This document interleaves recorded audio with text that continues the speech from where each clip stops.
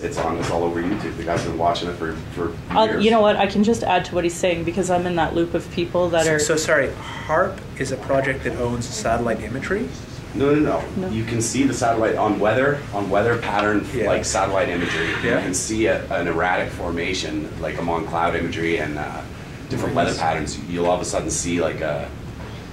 I don't even know how to describe it. It's like it's just a. But the satellites aren't HARP satellites. Is that right? No. Okay, so weather satellites. So you just said HARP. What do you mean the imagery from HARP? Like wherever there's a HARP station located, for example, Anchorage, Alaska. HARP stations? Yeah, Anchorage, Alaska. Okay. It's a measurement of the energy being projected. So then you're assuming that basically they could seal them as something else or something? Sorry, I didn't understand that question. Well, there's just multiple HARP antenna arrays positioned throughout the planet in different countries. And they're like, so lots of scientists have confirmed that it's capable of actually raising the ionosphere. One of the readings higher up in the pushing it the upper atmosphere. Yeah. It's Tesla's old technology. Well, you're just talking about. I mean, it's just infrared heat or microwave radio frequency heating.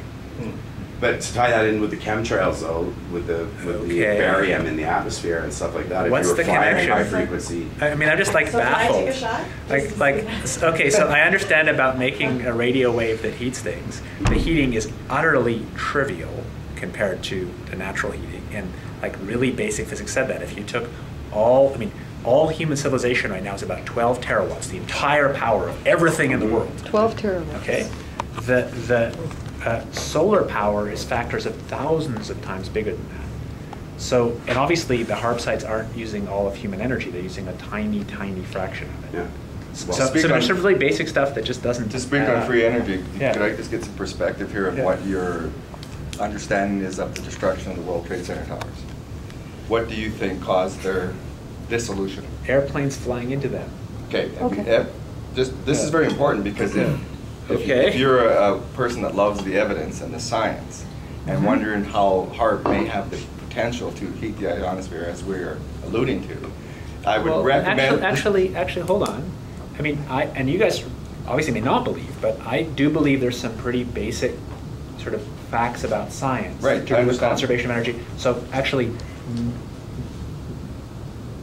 pretty much, I mean, for me to be convinced that HARP can heat up the ionosphere a lot, I'd like to see a physics-based argument. Well, I'd like conspiracy-based argument. I understand. So that's why I recommend meaningless. highly, if you really want to be respected amongst everyone, not just those that think they like you do, I would recommend you read Dr. Judy Wood's Where Did the Towers Go? Talk about a definitive, empirical, evidence-based science that would blow your mind.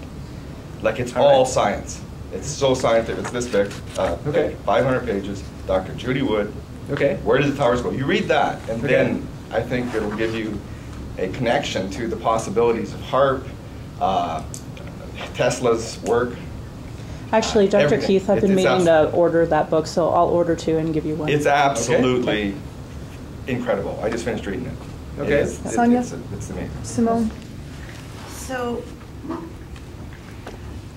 I'm trying to get around this because we won't get anywhere if there's no acknowledgement that chemtrails exist or what chemtrails are. So my question is, there was a conference at the American Association of Advanced Science, which in the film, which you haven't watched, they have you speaking at that conference. And there was questions asked to you about the spraying, I don't want to call it chemtrails, let's just call it contrails. Whatever, the spraying of aluminum, barium, and strontium, the aerosol spraying of it. And, quote, what you said in the movie was this, and I want to know what you're referring to, so then we can get around the whatever you want, who cares what it's called. Right? Okay. So the problem of how we govern it is hard. The more we do research, the less easy it will look. The more complicated the environmental effects will look. The side effects are going to be harder to manage. Yeah. So what are you talking about? I'm talking about this possibility that has become to be called geoengineering, Okay. The possibility that as a way to counter, partially counter, the warming that we're going to see from carbon dioxide, Right. we would deliberately put reflective aerosols of various kinds, sulfates or alumina, not aluminum, alumina, difference, Yes. in the stratosphere. Yes. Nobody is doing this that I have any evidence of. I mean, of course, people might be, but I don't have any evidence of it, Okay. and I'd be personally stunned because of my understanding of the way lies do and don't work inside governments. But we can talk about that. But Right. my understanding is that nobody's doing this, but people, including me, Yes. are looking at the risks and benefits of doing it Okay. in a research, and we're also working with people, either governments directly or people who work in various civil society organizations around the world to try and talk about how we would govern it if we ever did. So as you, from your knowledge, there's been no government approval or government funding or organizations that have been testing this anywhere in the world? There's one example. Okay. So the Russians, I think for deliberate provocation, there's a Russian, what's his name? Yuri Israel. Yuri Israel and crowd flew a helicopter, and I don't know what it did. It was like a trivial, stupid thing. They did it purely for provocation. It's kind of the Russians liking to provoke business. And so they called it a test of geoengineering. It actually didn't test anything, and it was silly. But that's the one example that I know about where somebody did something and said, this is a test of geoengineering. I have just one more. Did something outside. I mean, we do lots of stuff inside. Inside, but not Yeah, in the yeah, atmosphere. yeah, but in the Anywhere atmosphere, that's the Canada, only- There's no spraying of. I want to that. give you a sample, something to give some background of how I think about that. Yeah. So obviously governments lie and deceive routinely, but there are limits to how they can lie, and those limits are people's willingness to speak out. And so if you have a government lying about something which most people think they're right to lie about, then people will tend to keep the secret. But I mean, for there to be a program like you guys are talking about, a huge program, people talk about them on civilian Well, the program aircraft. that you're Understood. looking at exploring. No, Not you, no, but because we right. wouldn't. No. No? So Okay. the things we're talking about wouldn't make visible contrails because they'd be too high.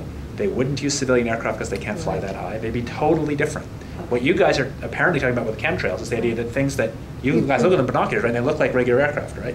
Correct. So as I understand it, the sort of proposed chemtrail conspiracy is that regular civilian aircraft are dumping large quantities of toxic materials to do Right. something. I don't know what, Yes. because that's not my conspiracy theory. Right. But to do that would require an enormous supply chain.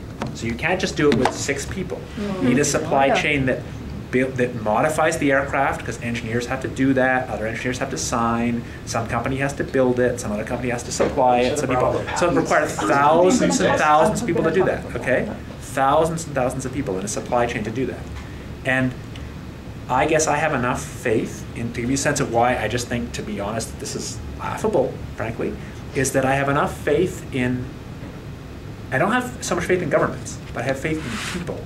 And I cannot conceive of or think of any other example in human history where that many people did something that had was obviously evil, had no purpose, wasn't authorized, and nobody told. And in the current day and age, look at all these things around the phone. It would be trivial to prove it, right? So if one of those people wanted to prove there's conspiracy, they just need to open their cell phone, take a picture of one of those canisters or engineering document, get it on the web, and we're done. They're all over the web. Yeah, they are. So they are. nobody has and ever. So just to whistleblowers, finish. yep. So I've corresponded with lots of chemtrails people. Right. Nobody has ever sent me anything other than pictures of things in the sky that look exactly like normal contrails, and by the way, look like normal contrails from textbooks in the 50s. Right.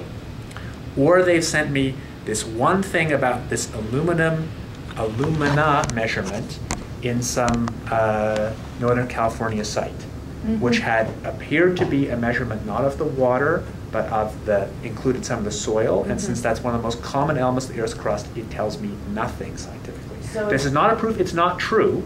Right. But I'm just telling you what people have told me. If one person ever sent me a serious-looking engineering document, I would go, wow.